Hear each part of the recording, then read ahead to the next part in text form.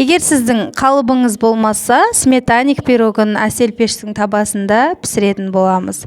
Ең алдымен електен өткізілген ұнымызға қантымызды, қамыр қопсытқышымызды салып, оның үстінен бөлме температурасында еріп тұрған сары майымызды салып, жақсылап қолымызбен үгітіп аламыз. Достар, бұл пирог өте дәмді болып шығады. Отбасыларыңызға, келген қонақтарға жасасаңыздар да болады.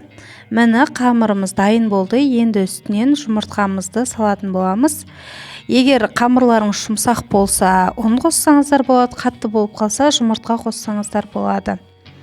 Менде осы қамырға 4 жұмыртқа кетті.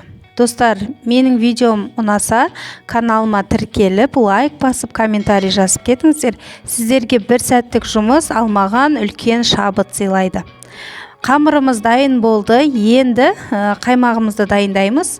Осындай өзі дүкенде тұратын қаймақты бір ыдысын полный салып жібересіздер.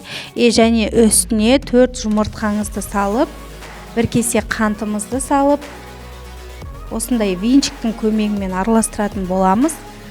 Бізде көбінесе бұл пирогқа жұмыртқа салынғаннан кейін жұмыртқаның дәмі шығып кетіп жатады. Сол үшін лимоновый кислотадан осындай кішкене мөлшерде қосып жіберсеңіздер, пирогтарыңыздан ешқандай жұмыртқаның дәмі де, иісі де шықпайтын болады.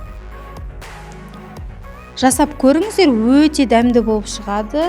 100% мен сіздерге сенімділік беремін.